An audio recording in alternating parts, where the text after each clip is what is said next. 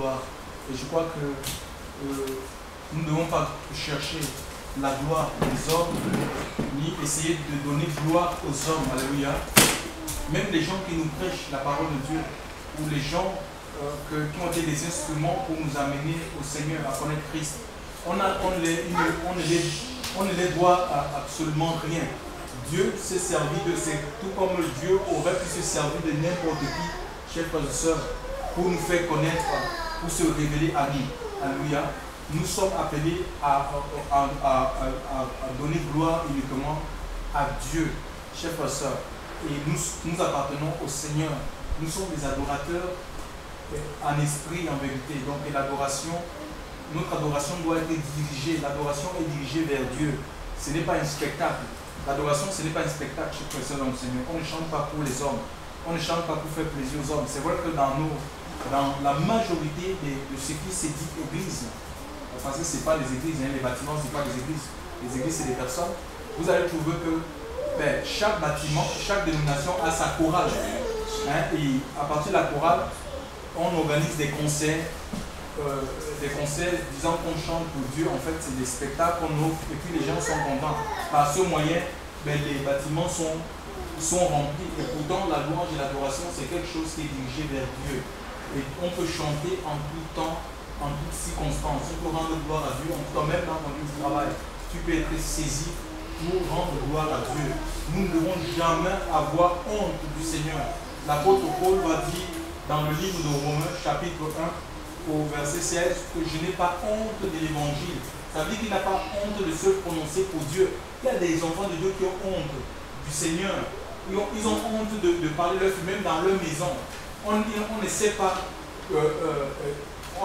s'ils connaissent le Seigneur ou pas, dans leur propre famille. Et pourtant, Dieu les a appelés comme étant le prémisse du salut dans leur famille. Dieu veut faire rentrer, il veut faire bénéficier son salut.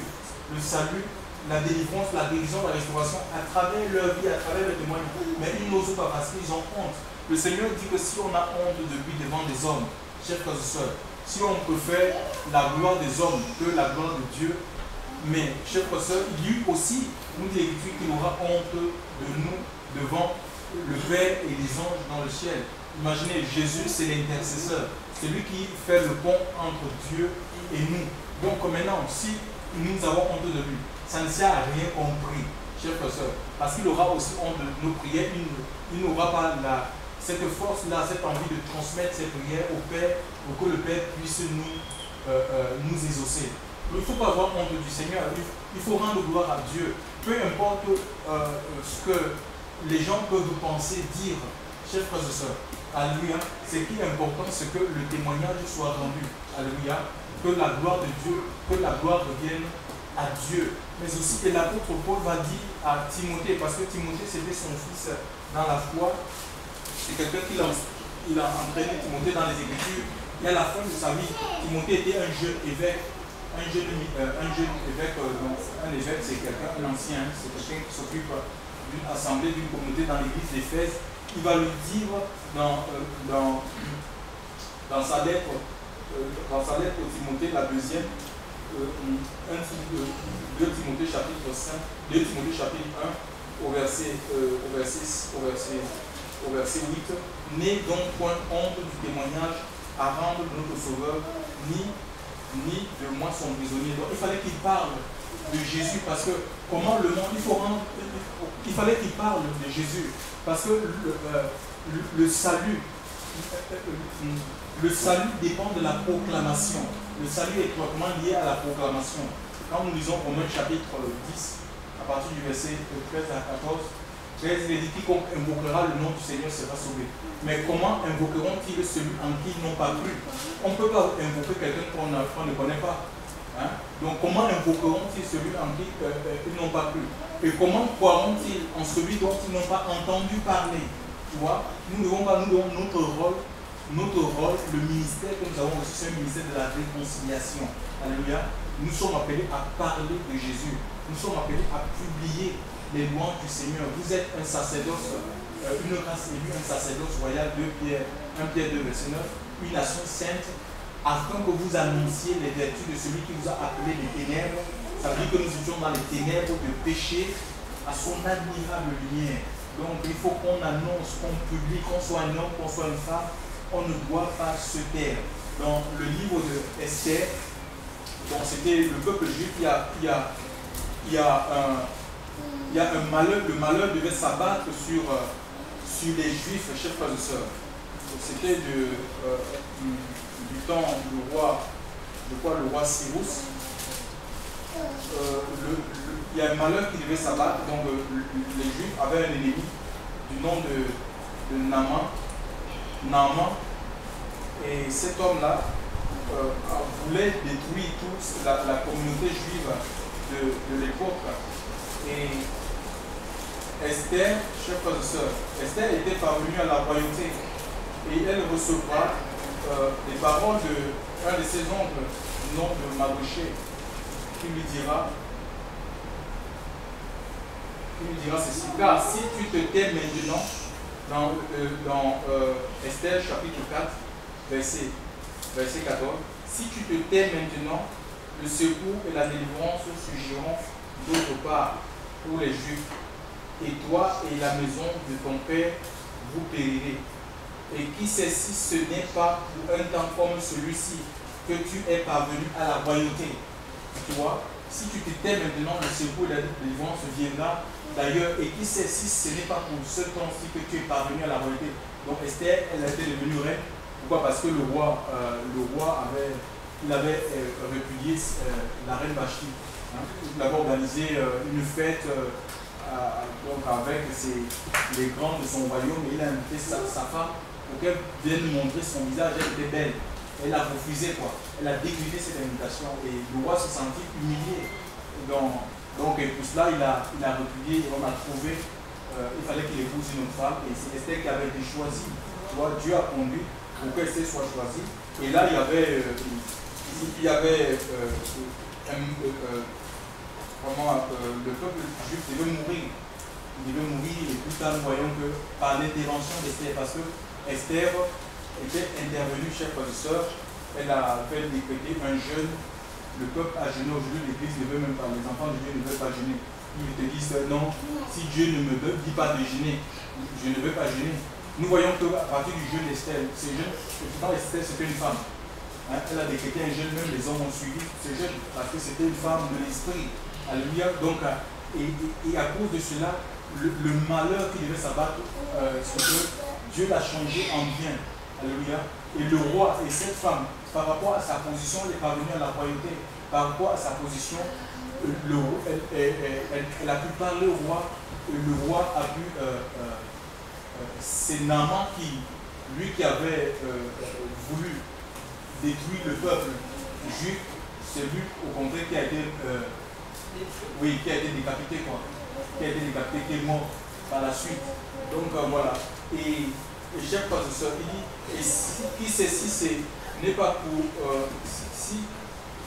Qui sait, il a dit, et qui sait si ce n'est pas pour un temps comme celui-ci que tu es parvenu à la royauté. Vous voyez, 1 Pierre 2 dit que vous êtes une race, un sacerdoce royal. Donc Dieu nous a fait parvenir à sa royauté. Mais c'est une royauté spirituelle, ce n'est pas une royauté à la manière des hommes du monde, Élisabeth II, le roi Hassan du Maroc, non. C'est spirituel. On est un peuple de rois, de prophètes, de sacrificateurs pour Dieu, pas pour un homme. On n'est pas au service d'un homme, on n'est pas au service d'une structure, on n'est pas au service d'une dénomination, mais on est au service de Dieu. Et les sacrificateurs, ils représentaient Dieu sur la terre. Nous représentons Dieu sur la terre. Le Seigneur dit, vous recevrez le Saint-Esprit survenant sur vous, Actes chapitre 1, verset 8. Et vous serez des témoins, parce que sans l'Esprit de Dieu, on ne peut pas être témoin de Christ. C'est l'Esprit Saint en nous qui nous transforme. C'est l'Esprit Saint qui nous donne la force et la capacité de vivre la vie de Dieu dans un monde idolâtre, dans un monde impur, dans un monde infâme. C'est Dieu, donc c'est l'Esprit de Dieu qui nous démarque, quoi. Il nous démarque, oui, voilà. C'est l'Esprit de Dieu qui nous démarque, qui nous détache du lot. Donc les chrétiens, c'est des gens qui sont détachés du lot, ce n'est pas des gens qui sont fondus, qui vivent comme des païens dans l'idolâtrie, la magie. Nous allons le voir tout à l'heure. Il dit, nous sommes parvenus à la royauté, chers frères et sœurs, pour intercéder. Donc les sacrificateurs aussi, ils représentaient le peuple devant Dieu. C'est ce que Esther a fait. Elle est allée plaider la cause de son peuple devant ce roi, le roi Cyrus. Je crois que c'est le roi Cyrus, si j'ai bon mémoire. De toute façon, c'est dans les Écritures. Hein. Donc voilà, elle est allée plaider, elle est allée implorer. C'est ça, c'est l'intercession. Chers frères et sœurs, nous devons, combien de temps nous passons devant le Seigneur pour les membres de nos familles qui ne connaissent pas Dieu? Quelquefois, on veut convertir les gens avec la force, hein, par nos propres forces. Oh, ils ne veulent pas venir au Seigneur. Ils veulent venir où? On a fini de construire les bâtiments. Et on veut que les gens aillent dans ces bâtiments-là. Alors, ils sont Seigneur, c'est faux. On n'est pas au Seigneur parce qu'on a une carte de membre d'une organisation, d'une chapelle, des camps. Hein? Non, on n'est pas au Seigneur parce qu'on fréquente un bâtiment d'église. On est au Seigneur parce que notre cœur a été touché. Le Saint-Esprit nous a convaincus de péché, de justice et de jugement. Hein? On est au Seigneur parce que le Seigneur s'est révélé en nous. Hein? C'est l'Esprit de Dieu. Ne vient au Père que ce dont le Père attire. Parce que Dieu nous a attirés à Christ par le Saint-Esprit. Et nous avons confessé nos péchés. Nous sommes réconciliés avec Dieu. Nous avons l'Esprit Saint en nous qui nous rassure que Christ, effectivement, il vit en nous. Alléluia. Donc voilà, on est parvenu à la requête pour intercéder, pour implorer le secours de Dieu pour le monde. Mais regardez un peu les enfants de Dieu. On est submergé par les soucis, les inquiétudes, au point où nous oublions la mission qui nous a été confiée, chers frères et sœurs, d'être quoi? Le sel de la terre et la lumière du monde. D'être quoi? Des ambassadeurs. On est des ambassadeurs, des étrangers, des pèlerins. On veut vivre sur la terre comme les gens dans l'insouciance totale. Ce n'est pas l'objectif, le but pour lequel le Seigneur nous a fait parvenir à la royauté. Et les rois, quand on parle de rois, on est des rois. Les rois, c'est des gens qui règnent, qui gouvernent. Et le règne que Dieu nous donne, c'est sur le péché, c'est sur les appétits. Ça veut dire que le péché ne domine pas sur nous. Le péché n'a pas la victoire sur nous. Le péché viendra et on a la force de repousser, un peu comme il a été dit c'est Caïn qui avait tué son frère Abel. C'était deux frères. Pourquoi? Parce que Dieu avait agréé l'offrande de son frère Abel et ça n'a pas plu. Et pourtant le Seigneur se révèle en lui, a dit mais si tu fais bien, tu relèveras ta tête. Le tout n'est pas de dire nous faisons les offrandes, nous offrons les offrandes à Dieu ou nous faisons des choses. Dieu ne regarde pas parce qu'on fait des choses. Lui, il va au-delà des faits, des choses que nous faisons. C'est-à-dire Dieu, lui, ce qu'il regarde, c'est les intentions du cœur, les motivations. Qu'est-ce qui nous motive quand nous rendons un service à un frère, à une sœur, ou quand nous donnons de l'argent peut-être pour une œuvre? Est-ce que c'est pour notre propre gloire? C'est pour avoir un nom, je ne sais pas, sur les annales des dénominations, des écrits? C'est pour chercher des applaudissements des hommes? Pourquoi on le fait? Est-ce que l'amour de Dieu qui nous motive? C'est ça, c'est là où le Seigneur, il regarde. Dieu ne regarde pas forcément ce que nous faisons, l'offrande que nous donnons, ou quand on va en mission. Est-ce qu'on va pour nous-mêmes, pour prêcher nous-mêmes, ou pour prêcher Christ? Tu vois? Donc, je crois que nous avons beaucoup de choses peut-être à revoir, chers frères et sœurs dans le Seigneur. Donc, il a tué son frère, et le Seigneur va lui dire, le péché, il va dire à Caïn, le péché se couche à ta porte, mais toi domine. Hein? Quand il dit toi domine, ça veut dire qu'il lui avait donné la domination sur le péché. Et c'est ça, nous avons reçu le Saint-Esprit. Le pouvoir, Luc 19, je vous donne le pouvoir de marcher sur les serpents, les scorpions, et sur toute la puissance de l'ennemi, rien ne pourra nous nuire. Donc rien ne doit nous empêcher d'adorer Dieu, de plaire à Dieu. Il n'y a rien qui doit nous empêcher de plaire au Seigneur, de vivre la vie de Dieu. On ne peut pas dire non, c'est difficile, on est ici en France, avec tout ce qu'il y a, machin, tout ça. Non, c'est pas faux. Même à l'époque de Noé, il y avait le péché. Le péché est date d'aujourd'hui. Hein? Donc, même à l'époque d'Abraham, chers frères et sœurs, il y avait le péché, les gens vivaient dans le péché, il y avait l'idolâtrie. Tout, il n'y a rien de nouveau sur le ciel et sur la terre. Donc, voilà. Ils ont vécu, ils se sont conservés. Nous avons même des exemples de Shadrach, Meshach, Abednego en Babylone, chers frères et sœurs, à cause de leur foi. On était obligés, certains on les a jetés dans une fournaise Adam, parce que quoi, ils ne voulaient pas se souiller, ils ne voulaient pas se prosterner devant les idoles. Chers frères et sœurs, alléluia. C'était des rois, ils connaissaient la loi de Dieu, ils avaient l'esprit de Dieu en eux. Alléluia. Donc voilà, et c'est Dieu qui gouverne, c'est Dieu qui gouvernait leur vie. Et Dieu nous a donné l'esprit pour que le péché ne règne plus sur nous. Hein, pour qu'on ne vive plus dans, que notre vie ne soit pas nos membres ne soient pas des instruments de péché, mais de justice, de vérité, chers frères et sœurs. Gloire à Dieu aussi. Donc on les voit, on est des prophètes c'est la bouche de Dieu. Dieu nous appelle à parler de lui à temps et à contre-temps. Alléluia. Qu'on soit bien, qu'on ne soit pas bien, il faut qu'on parle du Seigneur. Certaines personnes disent, non, je ne suis pas bien, je ne peux pas prier. Mais c'est qu'elles disent ça, ça ne peut pas être 1 an, 2 ans, 3 ans de fois. C'est quoi comme ça, 4 ans, 5 ans, 10 ans, 20 ans.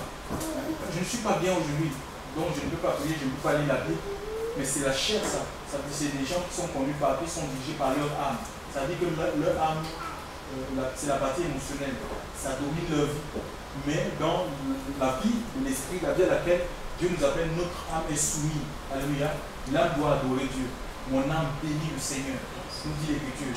On est appelé là de pourquoi? Parce qu'on a reçu l'esprit. Et l'esprit de Dieu soumet la chair. Alléluia. Ça soumet notre chair. Quelles que soient les circonstances, il n'y a rien qui puisse t'empêcher d'adorer, de célébrer, de louer ton Dieu. Alléluia. Gloire au Seigneur. Donc nous rendons gloire à Dieu en le louant, en l'oubliant, en prenant position aussi pour lui. Alléluia. On prend position pour le Seigneur. Quand on se prononce pour Dieu, ça c'est important. Il faut se prononcer pour le Seigneur. On ne peut pas cacher son identité d'enfant de Dieu.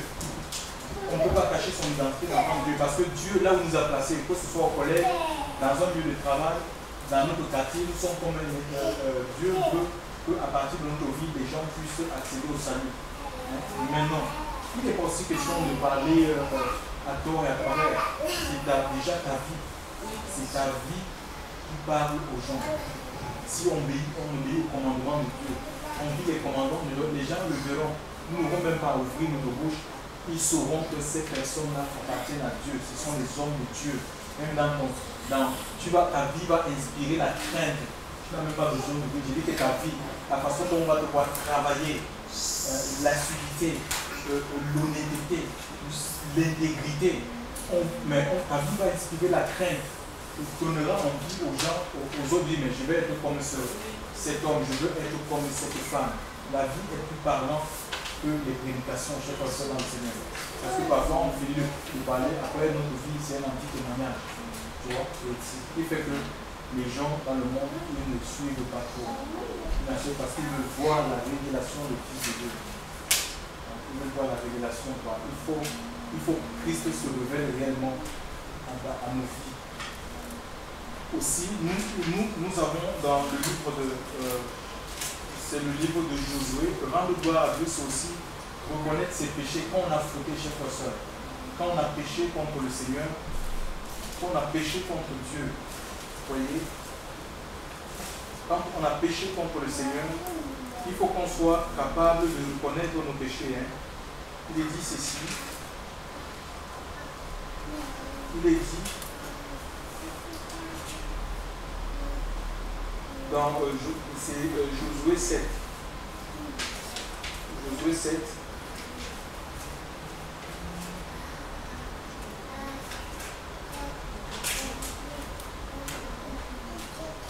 Il dit, mon fils, donne gloire à l'Éternel. Donc Josué 7, verset 19. Josué dit à Achan, mon fils, donne gloire à l'Éternel, le Dieu d'Israël, et rends-lui hommage. Dis-moi donc ce que tu as fait, ne me le cache point. Achan répondit à Josué et dit, il est vrai que j'ai péché contre l'Éternel, le Dieu d'Israël, et voici ce que j'ai fait. J'ai vu dans le butin un beau manteau de chinéa, 200 cycles d'argent et un lingot d'or du poids de 50 cycles, et je les ai convoités et je les ai pris. Je les ai pris. Ils sont cachés dans la tente au milieu de ma tente. Et l'argent est dessous. Vous voyez un peu? Donc en fait, c'est l'histoire pour essayer de vous faire comprendre. Après que Josué ait battu Jéricho, la ville fortifiée, c'était une ville forte. Donc ils ont traversé le Jourdain. Quand ils ont traversé le Jourdain, directement ils étaient face à Jéricho. Et c'était une ville fortifiée, une ville barricadée, personne n'entrait et personne ne sortait. Donc il y avait la grande muraille. Et Dieu, donc ils ont suivi les instructions de Dieu pour arriver à bout de cette ville. Pendant 7 jours, ils ont marché sur la ville. voilà, en criant, en poussant des cris, plus de 3000 habitants. Et nous voyons quand ils ont envoyé les espions, chers soeurs, vérifier cette ville, tu vois, et ils ont dit non, non, non, c'est une petite ville, n'envoie pas, il ne faut pas fatiguer les gens. Donc c'était l'orgueil. Ils étaient dans l'orgueil de penser que comme ils ont eu la grande ville d'Jéricho, ils viendront à bout de Haï. Qu'est-ce qui s'est passé? Ils ont envoyé les gens, mais ils ont été battus devant cette ville. Tu vois, battus pourquoi? Parce que ce Achan avait pris des choses. Il fallait, la ville était dévouée par interdit. Donc quand on parle de quelque chose dévoué par interdit, ça veut dire que par exemple la vie, les animaux, l'argent, il fallait rien toucher. Tu vois, il fallait tout brûler sans rien prendre. Il arrivait parfois que Dieu, quand le peuple d'Israël faisait la guerre en pays, Dieu disait au peuple, donnait à l'ordre de prendre par exemple les animaux, tu vois, de prendre de l'or et tout ça, quoi, des butins. Et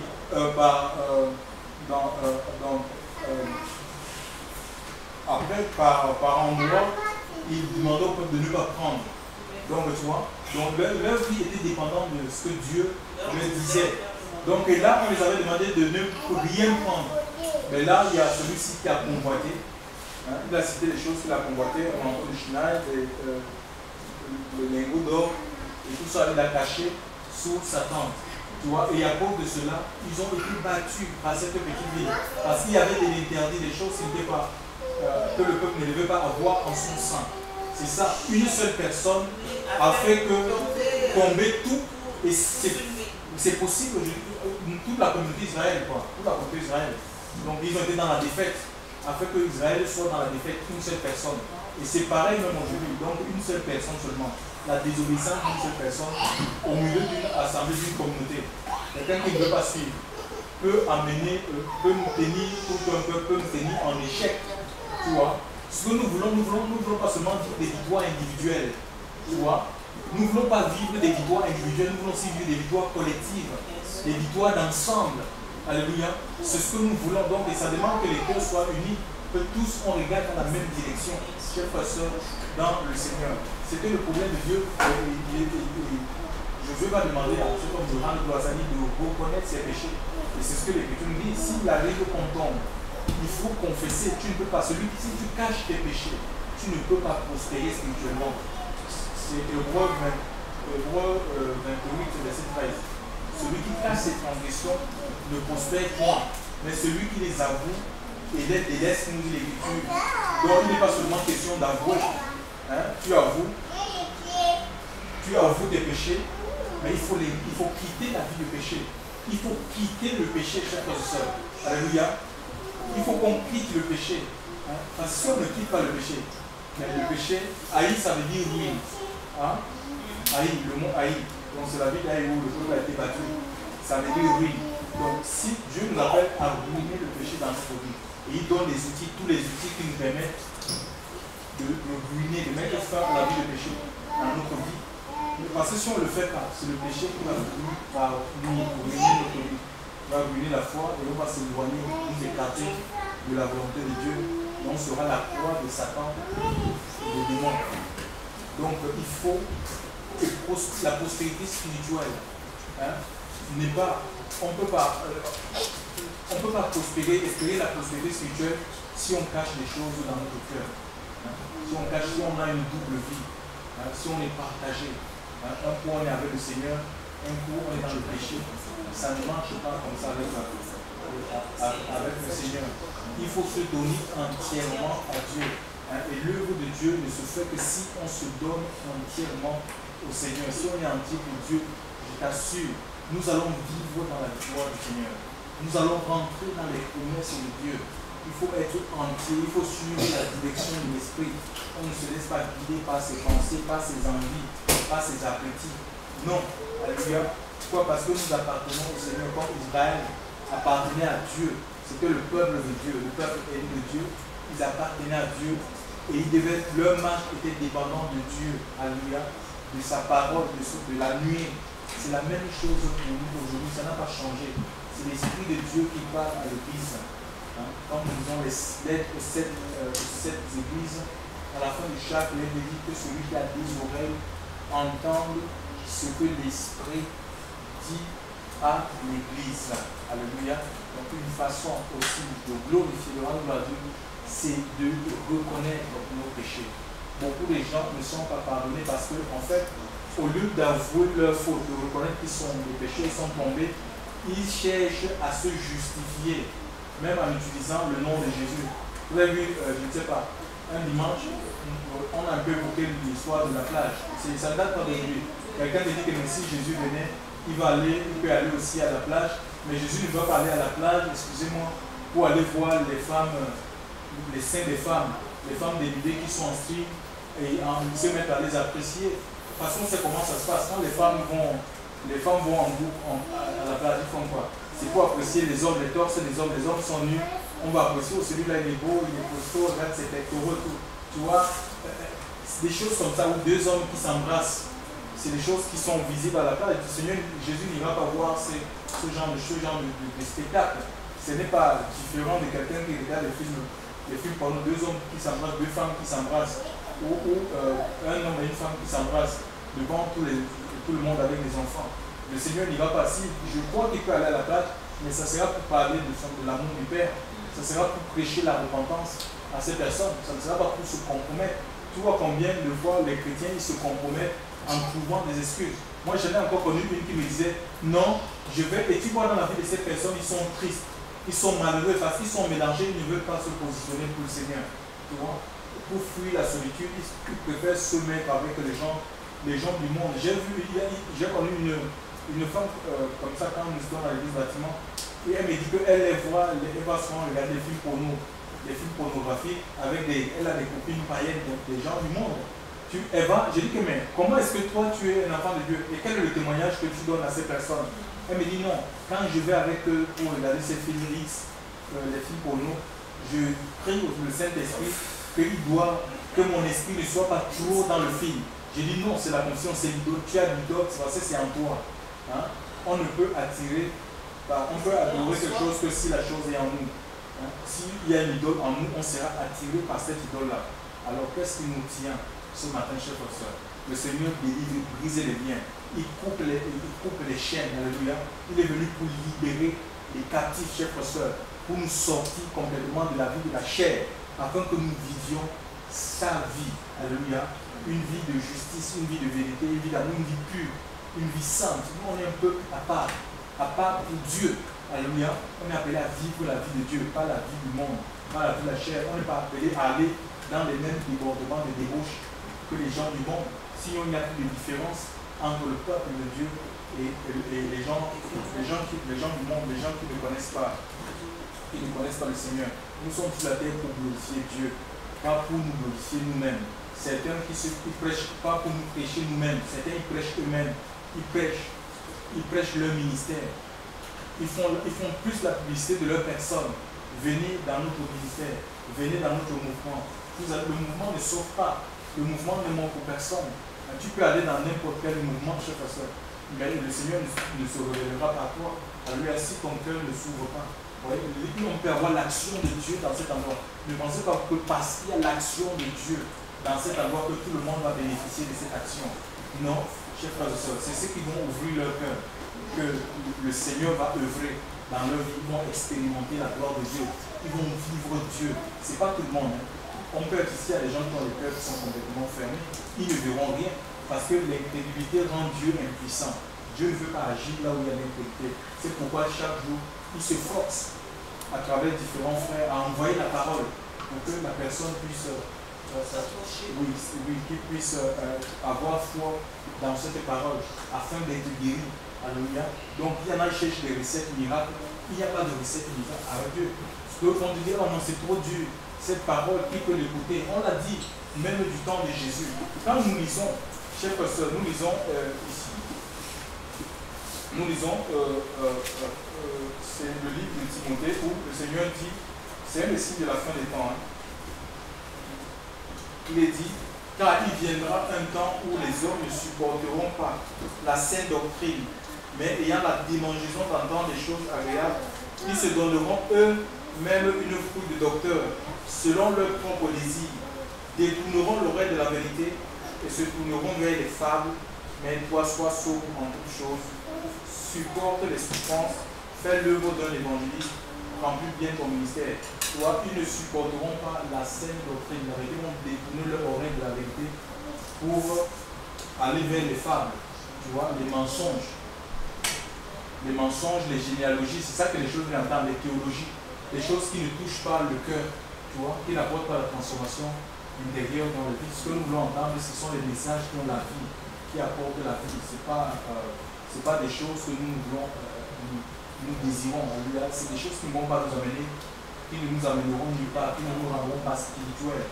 C'est la parole de Dieu que nous avons besoin d'entendre, la parole pure, alléluia, qui va nous apporter, qui va nous transformer et qui va donner la force, chers frères et sœurs, dans un monde rude, chers frères et sœurs, de pouvoir avancer, alléluia, avancer, quelles que soient les épreuves, quelles que soient les difficultés, que toute la gloire revienne au Seigneur. Nous sommes appelés à rendre gloire à Dieu. Il faut parler de ton appartenance à Christ, à tes amis, à tes collègues du travail. Il faut qu'on sache qui tu es. Et il faut travailler aussi à ton témoignage. Parce que, en fait, si nous représentons un royaume, nous sommes sur la terre, nous représentons le royaume des cieux. Et si nous faisons des choses qui ne glorifient pas Dieu, ce n'est pas seulement nous qui sommes, qui seront, le préjudice va au-delà de nos propres personnes. Même le royaume des cieux est visé. Par exemple, si un chrétien fait des choses qui ne sont pas bien compromettantes, déjà on assimilera ça à tous les chrétiens. On va dire que certains chrétiens, donc, ils sont comme ça. Tu vois? Donc le discrédit est jeté au milieu du peuple de Dieu. Et le nom de Dieu est blasphémé. Chers frères et sœurs, c'est comme ça, le royaume sera blasphémé. Donc il faut qu'on travaille notre témoignage. Alléluia. Parce qu'on est des témoins. C'est vrai qu'il arrivera, c'est difficile. Hein? Même parfois, les chrétiens, c'est vrai, même parfois les travaux minables, tout ce que personne ne peut faire, ou refuse de faire, on peut te dire, toi, de le faire. Tu vois, c'est que tout le monde refuse. Hein? Les machines, tu vois, par exemple, dans les machines les plus dures, que tout le monde ne veut pas aller, puis c'est toi qu'on va dire, mais bon, tu vas faire comment? Il faut partir, on est témoin, alléluia. Ce qui est important, c'est de faire tout simplement tes œuvres, au lieu de rentrer dans les discussions inutiles, de devenir comme un escapisseur, tout le monde va se tourner vers toi, parce que tu es en train de faire un spectacle, on devient comme un objet de curiosité. On n'est pas appelé comme des objets de curiosité, je sais pas ça. Alléluia. Il faut se maîtriser, alléluia. Et puis être sensible à la voix de l'esprit. Il y a des choses que Dieu voudra qu'on fasse, même si indépendamment de nous-mêmes. Et vraiment des choses que le Seigneur voudra qu'on ne fasse pas. Et que si les gens nous demandent de faire, il faut écouter le Saint-Esprit. Le Seigneur te dira non, parler quand il faut. Et ce qui est quand il faut, même quand on a envie de parler, le Seigneur va te dire non, ça ici ne parle pas. Vraiment, c'est très beau. Que Dieu nous bénisse, qu'il nous fortifie. Vraiment qu'il nous encourage à chercher sa face. Alléluia. À chercher sa face et à progresser dans ses voies. Dieu ne nous appelle pas à mener une vie statique, une vie routinière, non. Le Seigneur nous appelle à avancer, à prospérer chaque personne dans la compréhension des mystères de son royaume, à progresser même dans la méditation de sa parole, dans la prière, dans une vie de prière, d'adoration, on prospère, dans la sagesse, alléluia. Dieu se révèle, alléluia. Et la révélation nous est donnée par portion. Même l'Esprit Saint doit grandir en nous, alléluia. L'apôtre Paul dit, ne vous enivrez pas de vin, c'est la débauche. Soyez au contraire remplis de l'Esprit de Dieu. Donc, être continuellement remplis chaque jour. Vous nous verrez, on va se sentir bien. Oh, merci Seigneur. Merci pour ta grâce. Merci pour ta grâce.